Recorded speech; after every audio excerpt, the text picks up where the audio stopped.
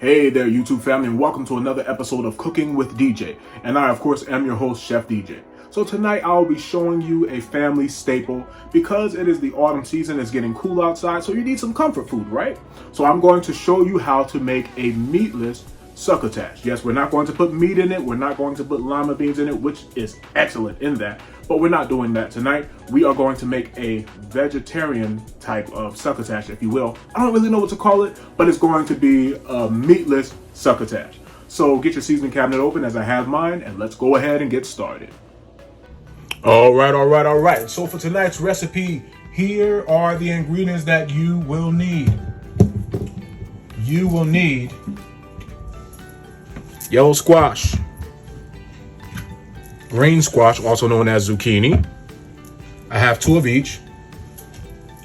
You will need about 2 green bell peppers, about 3 to 4 ears of corn, 4 tenderoni tomatoes, and you will need some okra. I didn't count out the okra, so please don't ask me how many I got. You just got a handful of okra. I'm gonna put some okra because okra makes everything better too. When it comes to stews, when it comes to gumbo, okra is the way to go. So you're gonna have some okra, and you will have some minced garlic, which is totally optional. You don't have to do that. We'll have 2 yellow onions. And for seasoning, we will use some salt, about 2 tablespoons of that, less or more depending on your taste. And we will need some ground black pepper. We'll use about a teaspoon of that. Unless you want it to be spicy, you can use less or more. So with that being said, we can go ahead and get started now that you know what we need, and let's go. Oh yeah, and you're gonna need a skillet, a good sized skillet. One more thing. Crisco. You're gonna need a couple of tablespoons of that because you're gonna saute all those things up inside that big old skillet that I just showed you. So yeah, Crisco. First things first, let's get the prep work out of the way. Let's go ahead and chop up our veggies because that is the time-consuming part. Get that all out of the way so you can go ahead and get started with your meal. Get you a decent-sized bowl. Let's go ahead and start dicing up. Well, not dicing up, we're just going to slice it. Some like it diced. I like mine sliced. At any rate, you did cut it, right? So we're going to slice it here. No particular form or fashion. Some like it diced, and like I said, it's all cut. So the way you like to do it the way you do it. Make it all your own, as I said in previous videos. If you never heard me say that, go back and watch them. Make it all your own. Whatever you cook, make it all your own. Give it your own flair. Give it your own pizzazz. Make a dish that is uniquely you. The more unique it is, the more you it is, the more people will love it. The more you'll love it. Let me cut the other onion. Later for the okra right now. Go ahead and cut this onion up because I think it's all about the onions and the stew myself.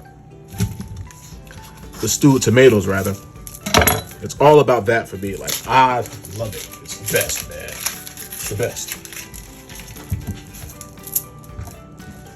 Cut this up.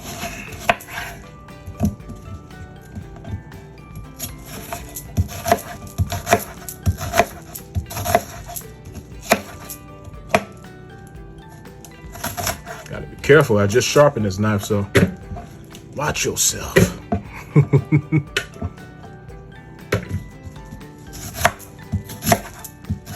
And as you can see, I'm just cutting it. I'm just cutting into it because there's no way, no particular fashion that I want it to be in because it's going to be stewed. It's going to be cooked down into a pot of wonderful. I take that back. It's going to be cooked down into a skillet full of wonderful. Let's do it like that. A skillet. Something about the skillet makes the flavor better to me. Let's chop up our okra. You could chop those kind of coarse, if you will. just seems to lock the flavor in better when you cook it in a skillet. I don't know. Some like to season their skillets. I do. And when you season them, they tend to get the food more flavorful. You know what I mean? It's just wonderful. It's just great. Nothing like that good old cast iron.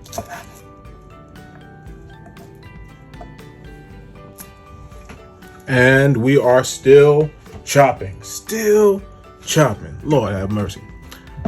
All right, it's a lot of cutting, but that's why I say you got to get that out the way first. That's the first thing. Get all the chopping out of the way. Save you some time, you know? Now the zucchini and the squash, you can cut it however you like, as thick or as thin as you like. It's totally up to you. It's your preference. Make it your own. Make it work for you. Make it do what it do. Make it taste real good. Make something that everybody will thank you for. Love you for it. This is a great comfort food. It's on a cold day, Succotash. Can't get warm, Succotash. You know, it's good stuff. It's really good stuff.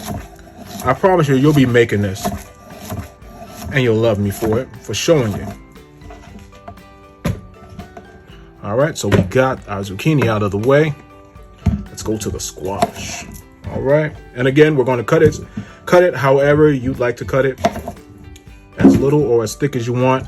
You can cut it circular, you can cut it, some like to slice it down the middle, and they like to cut them in half. That's totally up to you. Whatever you choose is perfectly fine. Still going to be the same result. Goodness. All right. Let's take that. You find any soft spots? I like to cut them away. I don't like anything, any veggie that is too soft. I don't like to cook with that because I think it spoils the meal a little bit quicker to me. But some like a really soft squash. I don't know anyone that wants something that's already soft and you want to liquefy it, I guess, but you want it to be somewhat firm. Cook it until it's soft. You don't want it to be purchased when it's too soft. Not good. Not a good look. Not a good idea. Nope. All right, so let's move on to the bell peppers. Clean these out, rinse them. And like I said, you're going to cut these to however thin or however thick you'd like them to be. Don't mind that, that's outside music. I'm at home, so you're going to hear a lot of that. Let's clean this out.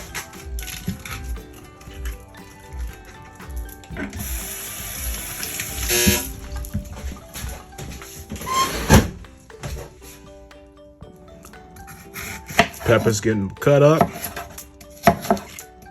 No particular form or fashion or how you like them cut, as I said before, regarding the previous vegetables.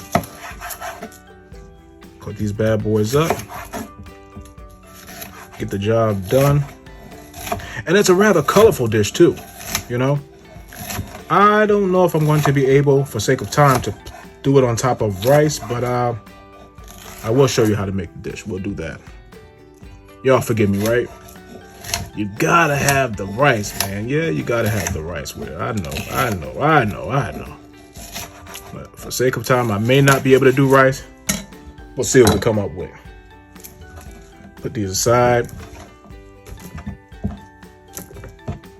All right. Now, these are all the veggies here. We're gonna go ahead and cut some of these corn kernels off like that. Cut it off just like so. Because that's all going inside that same pot. I've seen my grandmother make this so many times, and I was always amazed at what became of it. And it was awesome. Like, it was wonderful to my stomach, man. My stomach absolutely loved it. I think I'm jumbling up my words because I'm a tad bit hungry and I'm thinking about the end result. It's going to be great.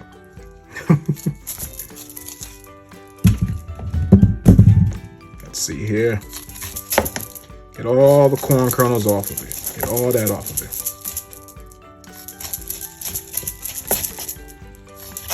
Be careful as not to cut yourself.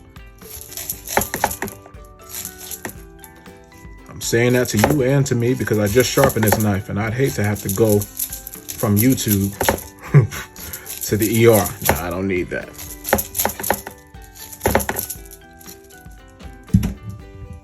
And our last corn. As you can see, all those veggies are just waiting to just be cooked down to something wonderful. They're just waiting. It's like, oh, come on, put me inside the pot already.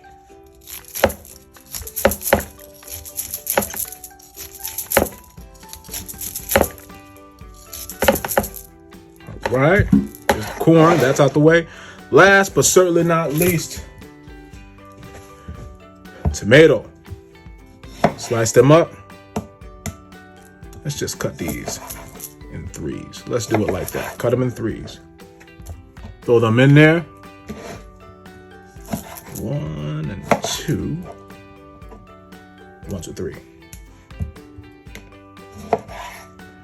Oh man, this is going to be great, you guys. It's going to be great. And there you have it. All of our veggies are cut. So this right here is about to go in this right here. And that skillet. We're going to cook this bad boy up. And behold, here is your cast iron skillet. Oh, it's about to go down. Crisco skillet. They're well acquainted. So we're going to put about 2 tablespoons of that Crisco vegetable oil in there. Skillet is nice and hot. See how that oil is starting to ripple in there? It's hot. It's ready. The next thing that we will throw inside that skillet is going to be this right here. Going to throw all of it in there at one time.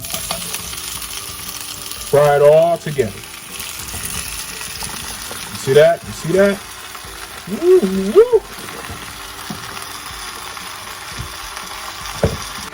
Y'all hear that skillet singing to you? So you let it go through the process of cooking down. Let it go down some. And this may not be the conventional way that some like to do their vegetable stew or their meatless succotash, as I like to call it. But this is my channel, and this is the way I'm doing it. So this is the way we're going to do it tonight.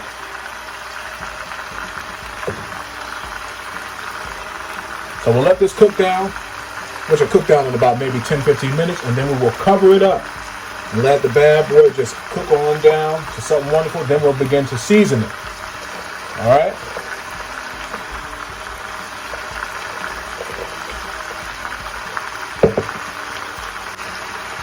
It's singing real nice, but I also failed to mention to you all that you want to keep your skillet on a medium heat. Don't put it too high, as you don't want it to be too hot, and you don't want to burn up your veggies. So you want to keep it on a medium heat, and we'll begin to turn this. As it cooks down, we'll begin to turn it. As you can see, it went down a little bit in the past couple of minutes.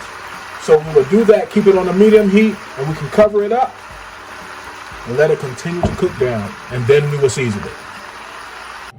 So it's been about 10 minutes so far, and it's been covered. Let's see what it did.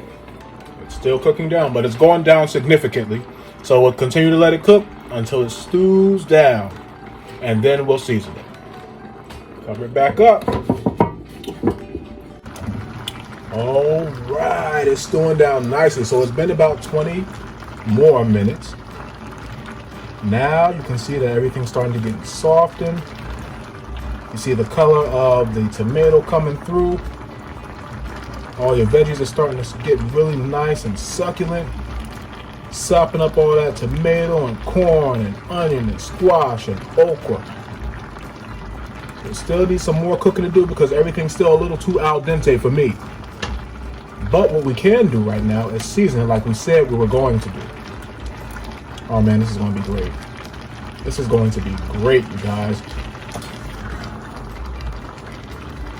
Grab this oven mitt because I'm not touching this skillet because it's mighty hot. Ooh, this is great. All right. So now we can start seasoning it up. Got our minced garlic here. We are going to add 2 full tablespoons of that to this. Because garlic makes everything better. 2 full tablespoons? Yeah, garlic makes everything better. Going to add some salt. Going to do about a tablespoon of that. We don't want the dish to be too salty. We'll hit it with about a tablespoon of that. Some ground black pepper. We'll put about a 1/4 teaspoon to a 1/2 teaspoon of black pepper. And now we go ahead and get your oven mitt. Hold that skillet. Hold it down. It will take you down. Mix all them flavoring seasonings up in there. This is gonna be good, you guys. I'm telling you, you're gonna love it. It's cooking down rather nicely. See all the colors? See all that red sauce that's plopping all up inside that skillet? Oh, this is good. This is good. This is real good, man. It's cooking down nice. So this is your meatless succotash, half done. When it's fully done, I promise you, you're gonna want to reach through the screen. You may even bite your phone, but you're gonna love this. You're gonna love this one. Oh yes, you are. Mix all that garlic and all those seasonings up in there. On a cold day, I promise you, the first thing you'll want to do, I'm going to make me some vegetable stew, or make me some succotash, as I like to call it. I know somebody's out there going, that is not succotash. Succotash has meat and lima beans in it. It's succotash for me. It's succotash today. And we're going to get all that in there. Look at this. Look at that. Beautiful. Beautiful. All right, let's cover it up. Keep cooking it. And just like that, our succotash is officially done. Would you look at that? Jesus. The only thing that is missing is a fried pork chop, a homemade biscuit, and put this and sop it on top of some rice. If Southern cooking and if comfort food were a dish, it'd be this right here. You see that? Isn't that beautiful? Look at all those colors, man. Look at the onion. Look at the squash, the zucchini. That beautiful red from the stewed tomato. Man, I'm about to end this video real quick and go get me a plate. Thank you, Grandma. Look like she made it herself. Beautiful. Alright, so our vegetable succotash is officially done. I do want to thank you so much for your likes, for your subscriptions, for your time, for watching. I thank you for your views, and I thank you for the 297 subscriptions that we are currently at. And if you have not subscribed, by all means, hit that post notification bell on the bottom left, bottom right of your screen, and select all so that you'll be notified every time Chef DJ posts another video for your tasting pleasure. With that being said, you can close your seasoning cabinet because we're officially done.